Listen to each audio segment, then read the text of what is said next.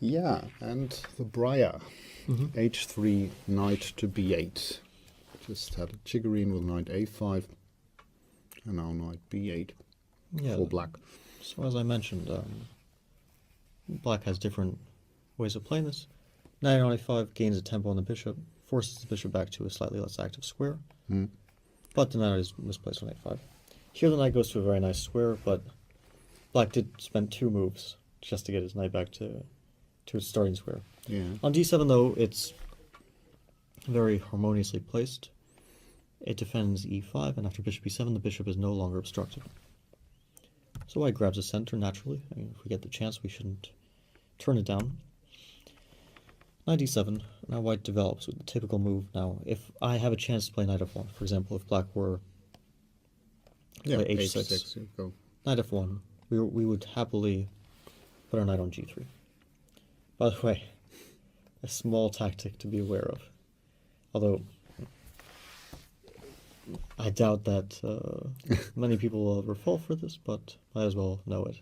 Rook e8 loses to bishop f7, king f7, knight g5, king g, and similar theme can come from other openings as well. The queen is trapped, which is kind of funny. So anyway, black plays bishop b7, which has a point, which is that e4 is kind of weak. And it's not attacked right now, but we can't play knight f1 because of knight e4. I think for the first time it works to take on Yeah. e4 with the knight for the very first time. Here we can't give it up.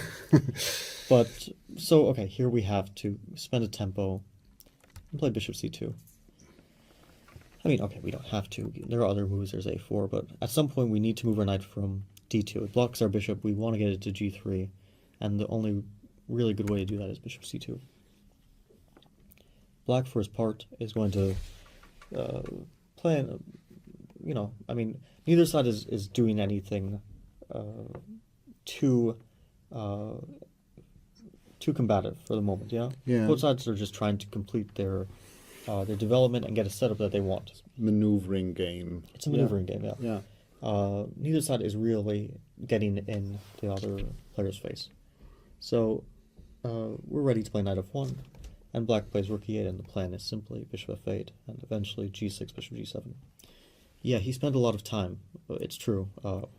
He wasted 2 tempi moving his knight back and forth. Now the bishop goes f8, e7, f8, e7 to f8, again 2 tempi loss, and to g7. On the other hand, white played bishop b5, a4, c2. So And knight d2, f1, and g3 also takes time. It takes time. Neither side can really claim a development advantage here. Knight f1, bishop f8, knight g3, g6. This is, I guess, the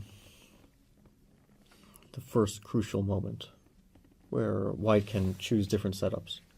One setup is b3. The point of b3 is to play d5 and followed up with c4, securing the pawn center. If you play d5 immediately here, unfortunately black will play c6, and you can't play c4. You can't defend this pawn, so you have to trade it off. And black gets a good type of Sicilian structure, like we saw it in other lines. Yeah. This is a good version because black will be ready to play d5 or knight c5 and d5 at some point. So b3, there's different ways for black to play it. For example, bishop g7, d5, c6, c4. This type of King's Indian structure. Black can play c6 immediately, stopping d5 but blocking the bishop. This is one huge direction, and for a long time was the main line in the Breyer. Other move, for example, is bishop g5. The pin is kind of annoying, and especially after queen d2, the bishop will not be able to be kicked back. So black often kicks it back, and the bishop goes to d2. I would love to go to e3, but e4, then we'll be hanging to d2, and then claim that this is a weakness. Another approach for white. The approach I'm recommending is a4. The old main line, and these days also the new main line. And here black has a choice. So there was this game that, sort of a famous game, Anand Carlsen from Norway Chess, I believe 2015. Basically, Carlsen had an uncharacteristically bad tournament. he ended up with a minus score at the end, which is very rare for him. And by some strange move order, which I can't quite remember, they ended up in this brayer. And it was not Carlsen's plan to get here. You could see it on his face. He wasn't happy to get this position from the opening. He was very unsatisfied to have been tricked in the opening move order by Vichy and to get this line. So in that game he played c5. And this is two approaches for black. One is to play c5, d5 and allow this blocked King's Indian type of pawn structure. The other is to play, for example, bishop g7, keep developing. White puts pressure on b5 and forces black to play c6. Which, like in the b3 line, black stops d5 and all that stuff, but now the bishop is hitting this pawn. It's a slightly passive bishop, but it's not a bad setup for black. So the main game I'll show here, it's not really a classic game, you could say, but I quite like the way that white played. First bishop g5. If h6, white is happy to provoke this pawn and then play queen d2 attacking it. Kind of gained half a tempo. Black continued maneuvering, knight f8. So the knight went to c6, back to b8, to d7, now to f8, and it's going to e6. Now on e6 exerts some pressure on d4, and potentially could come to f4. Yeah, queen d2, knight Yeah, e6. knight e6. So white has a choice, either to drop the bishop back and not trade bishops, or to allow the trade of bishops.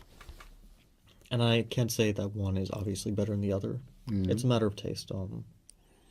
The downside of trading bishops is the knight might come to f4. On the other hand, we do weaken his king. We remove this bishop, suddenly queen h6 is an idea in the position, or if his king is on g7, maybe queen g5, knight f5 somewhere. Things like that could happen. After bishop h6, e5 is potentially hanging. So in the game that we're following, well, there are a few games, but the main game, black played knight d7. And here, Carlsen himself played bishop c2.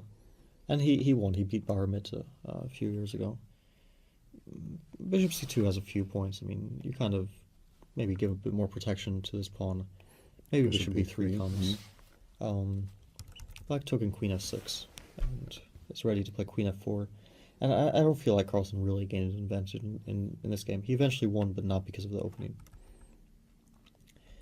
So I prefer the way that Saric played in a more recent game. He played rook ed1. So the thing is, okay, the rook looks good on e1, but in case the d file ever opens, the rook will actually be very useful here. And why not the other rook? Well, the rook is also useful here. If the a file opens, we'll want to have this a file. Black played queen e7. Perfectly logical move. And now he retreated bishop f1. Again, now I have a direct threat. I want to take on g7, king g7, d5. And if you play d5, d7 in the end. One thing to, I mean, this was the Ruy Lopez, or is the Ruy Lopez bishop, and it actually went to b5, and then it took this route only to end up on its initial square. It's modern chess. I won't even say it's modern chess. I mean, this is this Ruy Lopez bishop. I mean, for decades has been coming back to f1. Yeah. So the thing is, I mean, yeah, we wasted time, and he also wasted time, right? He spent how many moves was it? 1, 2, 3, 4, 5 moves to get his knight to e6. The other knight 2 moves to get it to d7. He spent a great deal, and 3 moves to get his bishop to g7. Yeah. So we both wasted time, but the bishop now is quite good on f1. Rather than obstruct the d file, it kind of gives a bit extra protection to the king, but the main thing is just to have it sort of out of the way of potential attacks. Now Carlsen decided he wanted his bishop on b3, which is an active way. The downside of that is, of course, it does take away a potential defender of our king, and with the knight maybe coming to f4, we might actually have a need for this bishop here. Also, bishop on f1, yeah, it might not look as active as on b3, but it does attack this pawn, and it discourages black from playing c5, activating his bishop. So black defended against d takes e5 or e d8, and white took and played b4, I like this move as well. Gaining space is always a good idea. This also opens up the possibility of one day playing c4, maybe, continuing to gain space and put the question on black's b pawn. Other ideas are rook a2, rook a1, trying to get control of the a file, or as he played, Queen to a3, maybe. knight b6, Yeah. and he took. Yeah. And this was a good moment to take, tactically, because the knight had come to b6. If black plays a b5, which is what he wants to do positionally, rook a8. And now the point is rook a8, after d5, d5, you no longer attack my queen, so I can just take your pawn. Yeah. And if you take with the knight on a8, I play queen e3, and suddenly I'm attacking this pawn, and your knight, rather than being on d7, it went to a8. So you moved your knight from g8 to a8, and it's not a surprise that it's not so good there. Similarly, if bishop a8, queen e3, I attack your knight by discovery. e5 is also potentially hanging. And after knight d7, I might consider, for example, rook a1 and rook a7. Yeah. Instead, his opponent played c takes b5, but this is a structural concession. A few reasons why. After d5, white suddenly blunts his bishop, and black can no longer challenge the pawn because there's no more c takes d5. Also, a6, although not really a weakness in this particular position, is a backward pawn on an open file. So rather than create, let's say, a one pawn chain, like we have, black splits his pawn chain in two and creates some weaknesses on a6, allows the possibility of d5. Sarge played queen e3, very good move, attacking e5 and attacking b6, kind of forcing knight d7. And then he hit him with c4. I mentioned this move before. Suddenly, b5 is hanging. It more or less forces black to take, and now, as I said before, a6. Yeah. Didn't look like much of a weakness, but now we're putting more pressure on it. If black were to take everything in the center, now we can decide if we want to take with the queen or rook. I think rook actually looks a bit more attractive. And if knight e5, for example, I think we're even happy to play bishop f1. I don't think this is a problem. a6 is a weakness, and d6 is a weakness. And if you ever play d5, it's kind of a problem, right? Because you can't recapture without losing this pawn. So you're definitely far from equal here. And although this doesn't look like a weak king, you can imagine that if the queen moves, white gets queen g5, knight f5, as I mentioned, yeah. A lot of dangerous threats. Yeah. So in this position, he played knight f4, and now Sarge played rook a5, an excellent move, putting pressure on this pawn, and after h5, tactics started. Black already thinks it's gone very wrong for black, and there's really probably no good way to stop the tactics. Both positionally, I mean a6 being weak, and rook a1 coming, and tactically things are going wrong for black. He played h5, with some idea of h4. It's a bit vague, and it was easily refuted. Take, take, take. Knight on f4 is the real target. And instead he took with the rook, but rook e5. He took here, and the king, which I mentioned, was weak, and it didn't seem that bad. But after knight h5, black already resigned, and because, okay, if you don't take, my knight goes to f6 and queen h6 and everything. If you do take, I play queen g5.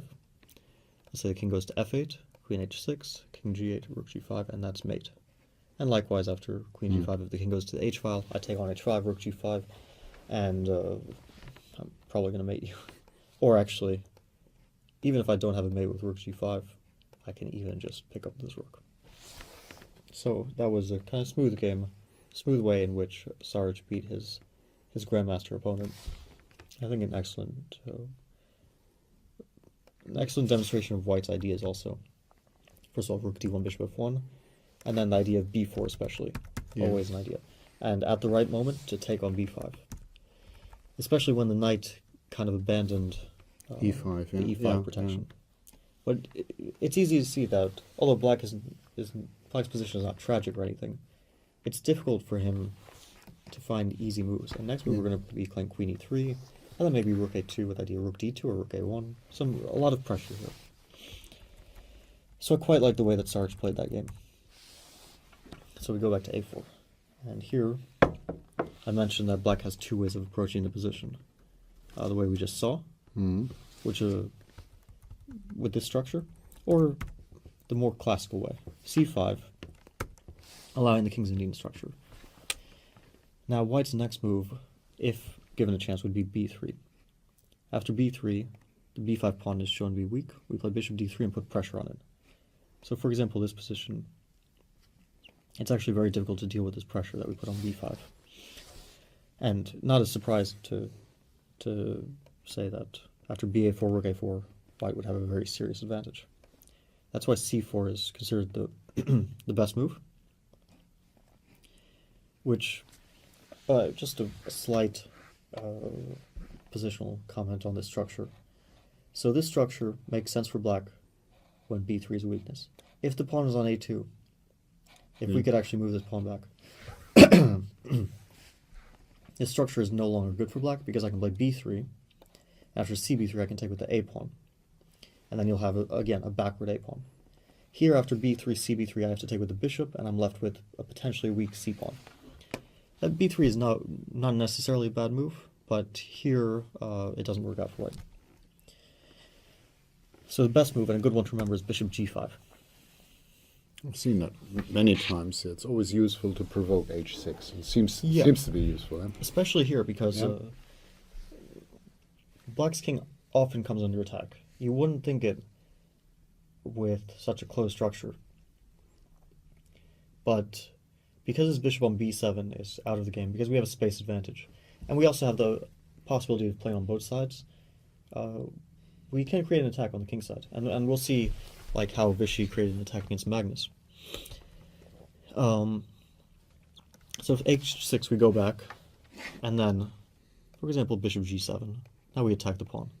If h5, suddenly you have to deal with this square, like bishop g5, or very often bishop h6. The trade of bishops weakens black's king a lot. Like here already, I have a dangerous threat of knight f5. After g5, queen g5, and you can't defend the bishop on g7 anymore. So h5 is obviously weakening and dangerous. And after king h7, now is a good moment to play b3 and trade. And now black has some problems. I mean, if given a chance, we'll be happy to play rook b1, bishop c2, bishop d3, attacking this pawn. And black can play knight c5, but this structure, either after bishop c5, dc5, and then like rook eb1, we start to put pressure here. This structure is very dangerous for black. Also, it would be acceptable, possibly, with a knight coming to d6 soon, something like that. Yeah, but that's one thing to watch in out an for. ideal world for black in this case. If black could achieve a knight on d6, then he'd be doing very well. But hard to do that, especially with this bishop on b7, which really would rather be on d7. But if for some reason that doesn't work out, bishop c2 is usually a good move. This is nothing to worry about. Superficially, you might think black has a bishop pair, black has a passed a pawn. The truth is that black has a really weak d pawn, and a really weak a pawn, and a really bad bishop pair. So white is going to follow up with c4 and c5, and there's really almost no way to stop that. Then white will have a passed d pawn, and black will be left with a weak e pawn. And white will complement that with either rook b1, rook b4, pressure on the b file, or rook a1, pressure on the a pawn. Here white is much better. So after bishop g5, Carlsen played bishop g7. He didn't want to weaken his king side, understandably. Queen d2, he played rook b8. And here there's a move. Vichy played a move which is important to take note of. We saw it also in these other games. If you remember, there were these games with a structure on the king side, the queen side like this. White had pawn a5, pawn b3, pawn c4. Black had pawn b4, c5. Yeah, besides that difference, or we saw, like in the Kasparov game, the pawn was on b4, same structure. Besides that difference, the position on the structure on the king side remains the same. And the ideas also remain the same. Here, Vichy played knight h2. And this is a typical idea. Because black's bishop is on b7, white very often wants to play f4. So you might think, okay, f4, black takes, and then uses the e5 square. But the e5 square is very difficult to use. One of the reasons is that the knight on f6 is actually very often just hanging. And the important thing for white to do is not to rush with f4. So our next move is going to be rook f1. And for example, if queen c7, getting out of the pin, white plays rook f1. Black has difficulty finding a move. For example, knight c5, I'm going to hit you with f4. Take, and now we see just how difficult it is to defend that. Knight d7, and now I can think about knight g4, maybe f7 is hanging, or queen h4, putting the question to his knight, or just a move like king h1, because black actually can't do anything with his knights in his e5 square. He has nowhere to move them. So actually black is very often just much worse, or sometimes losing these positions. So very important to remember this maneuver, knight h2, rook f1. We saw it also in the other games. We saw it both in the game Kazimjanov game as yeah, well. in the game Adams-Kazimjanov, Adams was and we saw it white, also in the Topalov game. Yeah. In both cases, white played knight h2 and white played f4. Here it's the same. After bishop c8, okay, Carlsen played bishop c8. It's obviously not what you want. But the bishop on b7 was doing nothing, and he probably wanted to create ideas of ba4, knight c5, rook takes b2. So Vishy played knight g4, exploiting the pin, and although this is a good move, I actually think that Vishy could have taken first and then played knight g4. I think this was a better version, cutting out some of the counterplay that Carlsen got. But even in the game, he played knight g4, knight c5, knight h6, and so it's a bit funny. Black really doesn't want to give up the bishop pair in this position, right? His dark square bishop is a defender of his king. Not, no. But after king f8, white plays this move, and black is actually just resigning here. Like, this position is just hopeless for black. If I play rook f3, you can never break the pin. And if you were to make a move like bishop d7, for example, and I take, you take, and I play rook f3, this pin is eternal. You can never break it. And I'll win this position quickly or slowly. One of the ways is maybe bishop h4, queen g5, or maybe I'll just play rook a7 and put pressure, so much pressure that you can't handle it. But when you can't move your knight on f6, when you can't move your queen, when you're completely tied up like this, and as soon as I get another attacker on f6, you can resign. For example, after queen e7, rook a7, I'm already threatening knight g4. Yeah, it's horrible. There even sad things like this might happen. If rook a8, knight g4. So you can't take either way because of the pin on the queen. Rook a7, knight f6.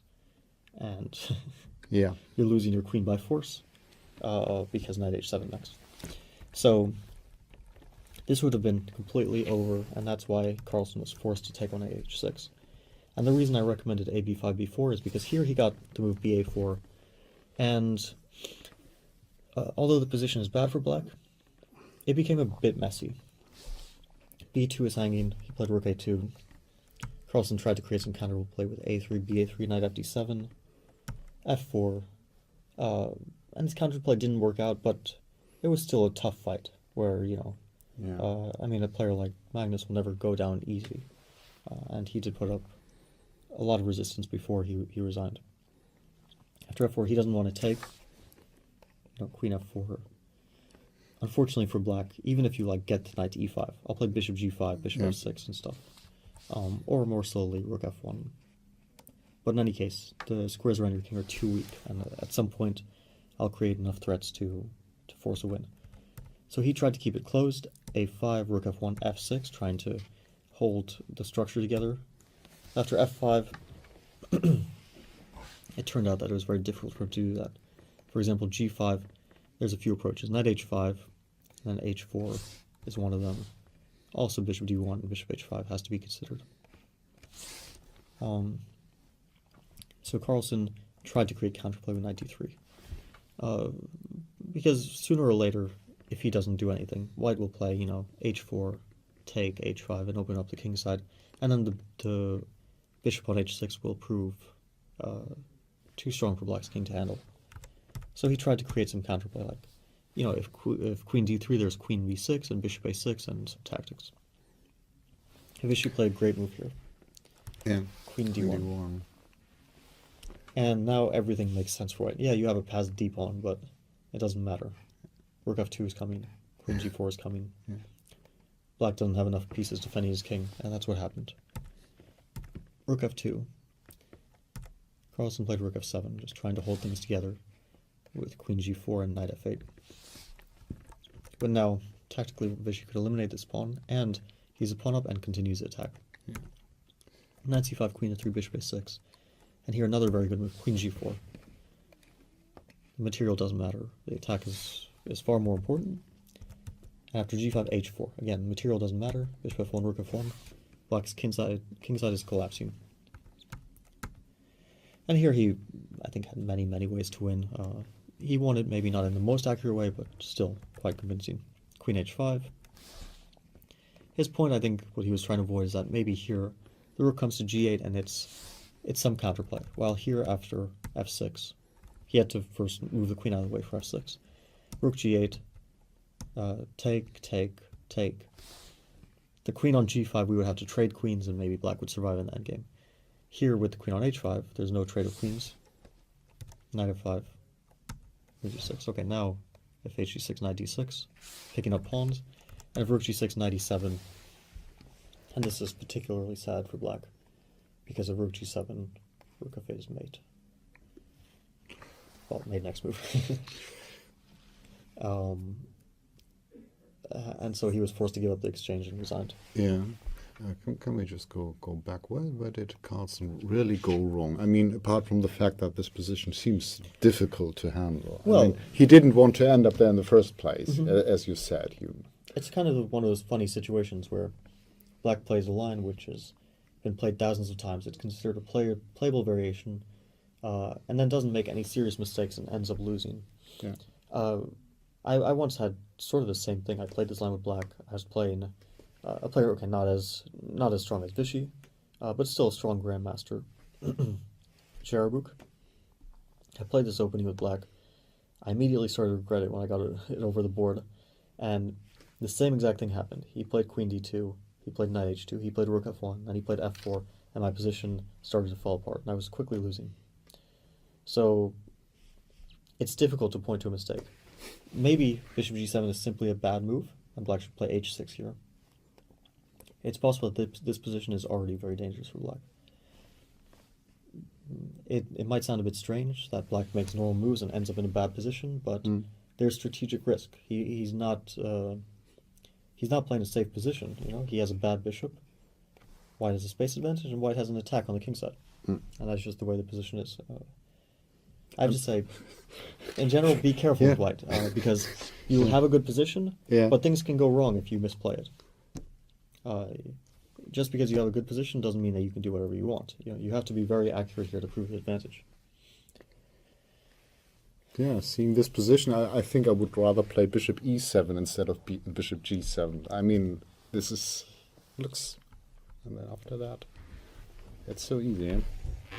Yeah, I think this position is already just playing bad for black. Yeah. So yeah, I mean, these days, I think players more often don't like to go for the structure. They prefer to play these positions which, like we saw, okay, black is a bit worse. He's suffering, but he's not going to get mated anytime soon. I mean, yeah, and also there's some kind of flexibility in the center with his pawn. You can play c5, d5 at any moment. Yeah. I mean, maybe it works, maybe it doesn't. There is more flexibility for black. Yeah. Actually, one of the things to point out is that black is trying to get d5 here. Black would love to get d5, and our idea is to stop him. That's why we do this, and after knight f8, we no longer have to worry about d5. And if here, d5, and we play, for example, queen d2, he has to deal with this weakness on h6. Or sometimes we take everything, and then suddenly we have like bishop d4 or f4, and then e5, things like that. So it's important to be aware of the d5 move, but also usually white can handle it. It's amazing that you, in this position, I mean, you would, as white, maybe the first moves to consider are captures on e5 or d5. And your first move, you suggested he was queen d2. You're not afraid of the center opening up here, not at all. Well, I think that in general, white is better prepared for the center opening up, but it depends. You always have to calculate these things. Once black plays d5, it becomes very concrete, very high stakes. Either black will equalize, white is alert and plays well, then white can prove an advantage. But if you're not, it's move by move. If you don't play each move as accurately as possible, you'll lose your advantage, and you'll end up with just a symmetrical position. That being said, white doesn't really risk much. Yeah. Yeah. White can never get worse here. So in general, still slightly more pleasant position for white. Yeah. Okay.